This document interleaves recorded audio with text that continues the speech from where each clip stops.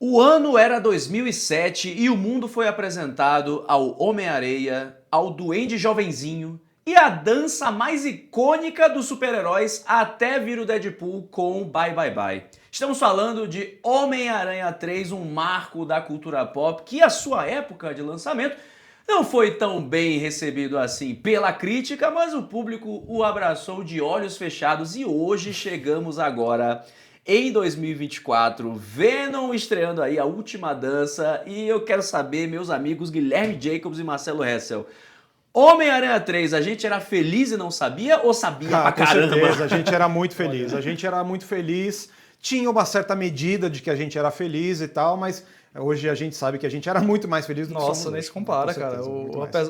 Todos os problemas que o Homem-Aranha 3 tem, e ninguém nesse vídeo vai defender que ele é melhor que o 1 ou que o 2.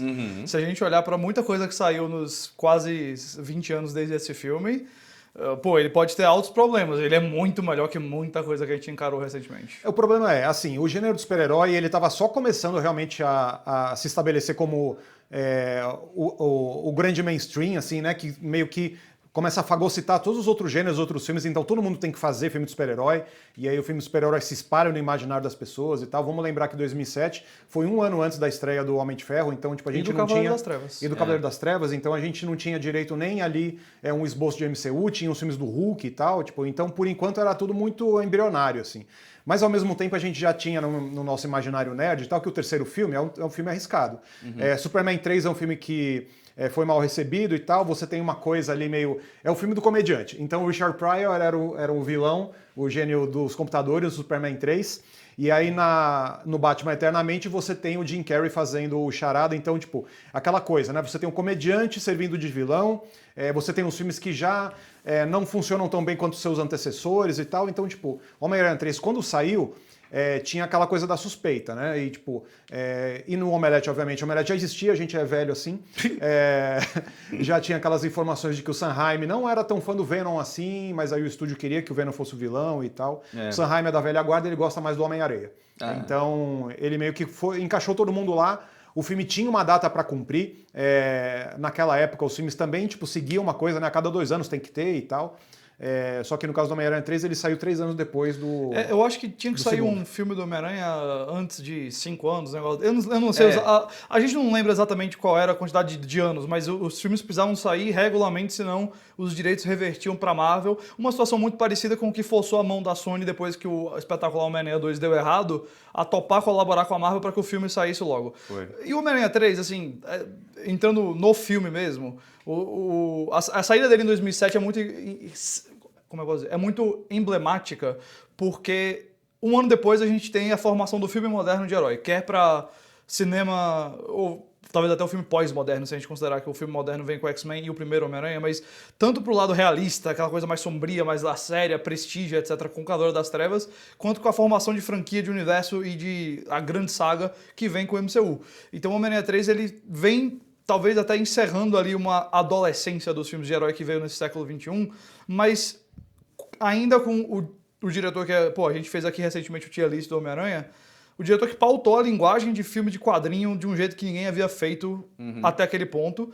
E, de fato, tem problemas naquele filme. que continua insuperável em termos de estética. O cara ainda é o mestre dos mestres e, de fato, ele tem problemas, mas eu acho que o ponto que o Hessel levantou do Venom já mostra pra gente onde estão os problemas. Onde o Raimi tinha ali paixão, Homem-Areia, etc., é a parte boa do filme. Onde ele não tinha, não tanto. Inclusive, eu queria puxar aqui, desculpa interromper, Hessel, mas acho que a gente tem que falar do clássico vilão Marvel responsável por isso, que é o produtor Avi Arad, né? Tipo, a gente fala aqui vilão e tal, até de brincadeira. Eu não sei, mas... não sei de brincadeira. Não, vamos... Eu não vou passar pano pro Avi Arad, mas Homem-Aranha 1 começou ali, né? Tem muito da mão dele, né? De produção. Então, assim, acabou virando Harvey Dent, né? Ou você morre como herói ou vive o suficiente pra se ver virando vilão.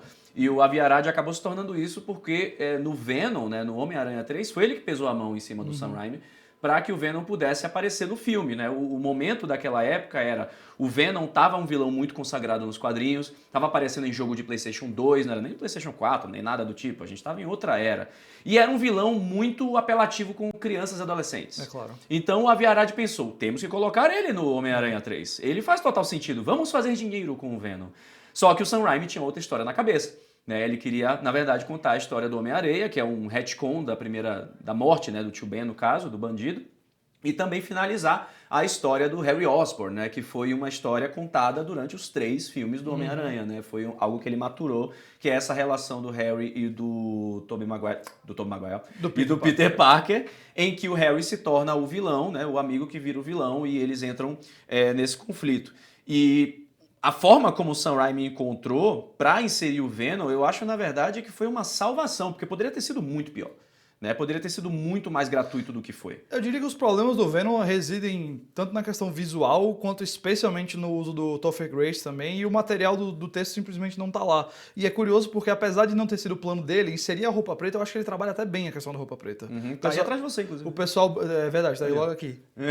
Em algum desses... Não, eu lembro quando saiu o pôster e a gente ficava elucubrando assim, nossa, será que é o simbionte, não sei o quê? Porque o primeiro cartaz é aquela coisa preta, essa arte. Nossa, maravilhosa. É lindo esse pôster. A gente tinha no escritório do Omelete durante um tempo esse pôster. É lindaço. É muito lindo. Não, é incrível. Não, e até o Peter meio emo, acho que virou um pouco, óbvio que virou um meme, mas, cara, funciona bem dentro do filme na questão da gente estar num filme que vem quando o Homem-Aranha já tá tão popular e que dentro da história ele já é tão popular, e a roupa preta é justamente essa questão do ego dele, dos impulsos negativos dele subindo a cabeça. Isso tá bem representado no filme. Acho que até combina de você trazer a questão da morte do tio Ben de volta nesse filme como uma maneira de jogar ele de volta pro chão. Tirar esse ego dele. Trazer a responsabilidade que ele tá perdendo. Né? Exatamente. O filme começa com aquela cena que ele tá sendo homenageado pela cidade e ele repete o beijo de cabeça para baixo agora com a Gwen Stacy, só que aí tem aquela questão de perder o significado do beijo, tá tudo sendo feito por comercial agora. Então, você usar o Homem-Areia, que tem uma história muito trágica, junto com a tragédia do tio Ben, pô, é uma ótima ideia pra você trazer ele de volta pro chão. Sim. E o Homem-Areia é um vilão que nos quadrinhos eu não gosto muito dele como vilão. Eu acho até que eu prefiro quando ele encontra com o Homem Hídrico e aí eles viram aquele bololô. Né? O Homem-Lão. Mas ele foi muito bem trabalhado no filme, porque ele tem, como você falou, o próprio drama, né, da filha dele. O Thomas Hayden Church é sensacional no filme, pô, ele tem... Você parte do seu coração ele nesse filme. Aliás, aquela cena dele, ele virando areia, né, que eu lembro que foi uma cena muito marketada na época, porque as técnicas utilizadas de efeitos visuais foram, assim, muito pra frentex da sua época, entendeu? Isso foi uma questão, porque era muito efeito visual para um filme que, enfim, né, em 2007 você já tem um certo avanço de computação gráfica e tal, mas pro cronograma do filme... foi meio penoso, porque você tinha muita coisa para resolver ali de efeitos visuais e tal, e aí muita coisa do roteiro foi meio que poderia ter sido polida e não foi, assim. Eu lembro que na época a recepção no Omelete foi meio conturbada e tal, porque, pô, a gente ali com seus 30 anos... falava assim, esse Duende Verde com esse planador que parece um snowboard e tal, meio adolescente demais e tal. É aquela coisa, né? Você meio que chega num estágio e você acha que você espera que os filmes já sejam mais obscuros e mais adultos. Mais enfim. o que viria em Cavaleiro das Trevas. Mas o principal foi o lance do retcon. Retcon é em linguagem de quadrinhos e tal, é quando você cria uma coisa de roteiro para corrigir certa ideia da continuidade. Então, tipo, o retcon nesse caso é você dizer que quem é responsável pela morte do tio Ben é o Homem-Areia. E obviamente quem lê quadrinhos do Homem-Aranha estava traumatizado nessa época pelo retcon, porque ainda era muito fresco a saga do clone dos quadrinhos. Putz, que o Mephisto... Não, antes do Mephisto, porque né? você tinha um Chacal dizendo, não, o Homem-Aranha na verdade é um clone. E aí todas as histórias que você leu até agora, elas não existem porque quem viveu essas histórias foi o Ben Reilly, não foi o Peter Parker de verdade. Então a saga do clone marcou essa geração, e aí quando você chega pro Homem-Aranha 3 e fala que, na verdade não foi bem assim. É uma espécie de traição da confiança do É como se fosse uma traição, entendeu? Então, tipo, obviamente o Mephisto veio depois e tal, e a gente meio que entubou o retcon e falou, não, beleza, vai, reconta aí, já nem ligo mais, entendeu? Então eu acho que em relação a isso, o tempo ele faz justiça ao Homem-Aranha 3. Hoje, eu confesso que essa decisão do retcon não é das minhas favoritas, eu não acho que é o maior problema do filme, isso reside, pra mim, 100% no personagem do Venom, em você ancorar o terceiro ato no personagem do Venom, que o próprio Ed Brock não é bom no filme, nada disso pra mim funciona bem. Acho que tirasse a roupa preta e o quarto filme fosse o Venom, talvez até funcionasse melhor. Mas, pô, se a ideia do vídeo é falar da inocência que o filme ganhou com o tempo, eu diria que a principal coisa que foi inocentada com o tempo é essa ideia de, tipo, se você bota 3 vilões, se você bota coisa demais, vai dar ruim. Quantidade de filme que tem 8 heróis principais, 5 vilões, o próprio Sem Volta Pra Casa, a quantidade de vilão, isso não é mais um problema. Coisas como Guardiões da Galáxia começam com um quinteto de personagens desde cara. Então, a questão de ter personagem demais, ter vilão demais, pô, Pode ser um problema? Pode, sem dúvida alguma. No espetáculo Homem-Aranha 2 também não é exatamente a melhor ideia. Mas não é o fato de ter 3 vilões que é o problema. Não existe isso. A questão é como que você trabalha aquilo. Então, nesse sentido, virou uma espécie de maldição depois disso aqui. Se você soubesse que um filme ia ter 3 vilões de quadrinho, era tipo, Homem-Aranha 3 já mostrou que isso não funciona. Agora, eu diria que não é necessariamente algo que a gente olha e fala, isso vai causar problema. É mesmo porque você, depois desses anos todos de filme de super-herói, você aprende que o arco dramático e essa narrativa do herói contra o vilão não é o principal. O principal é você fazer, você elaborar cenas ali, você perceber que, tipo, esse super-herói tá numa posição ali meio de só do triunfo, isso que importa. Né? E você, a repetição da ação, foi o que a gente falou aqui do Sem Volta pra Casa, que é mais sobre a repetição, inclusive é um filme que fala do retcon, porque ele refaz a história dele com outros personagens, da coisa do multiverso. Então, tipo, o principal aí realmente não é tanto a dinâmica do herói e o vilão. Que era, até o Homem-Aranha 2 era isso. Até o Homem-Aranha 2 era isso. É 100% o auge isso. disso, inclusive, né? É o auge disso, essa coisa dramática. E esse rolê do quantidade de vilão também vem de um pouco antes, né? Eu tava me lembrando do Batman Eternamente, o próprio Batman e Robin, que acabou sendo não foi o problema, mas muita gente também atribuiu o volume de vilões, de certa forma, a umas falhas do filme, né? Do Duas Caras, do Charada, e depois veio a Poison Ivy, o Senhor Gelo, o você Bane. tinha o Bane, a Era Venenosa e o Senhor Gelo. Então, tipo, o histórico na cabeça do nerd era, nossa, tipo, um filme de 3 vilões vai acabar com o gênero de novo. Porque meio que entendeu-se que com o Batman e Robin, o gênero meio que foi acabado. Sendo que, tipo, não, né? Pouco depois você tinha Homens de Preto adaptando quadrinhos, o Blade logo em seguida, X-Men logo em seguida. Então, tipo, a morte do gênero durou o quê? 2 anos. Uma curiosidade de fã da época, inclusive.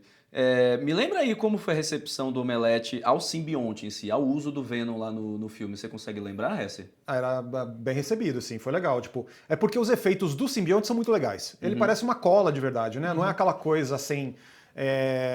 que não parece tão, enfim, tipo, pegajoso. No filme do Venom não parece tão pegajoso assim. Sim. Só aquela estética do Venom, né? Que parece meio uma gosma, assim. Mas nesse caso é mais... Puta, a cena da transformação é incrível. Eu lembro do trailer que saiu isso. Quando cai nele na igreja, a gente naquela janelinha, né? Tipo, que você conseguia fazer um streaming lá. O streaming não.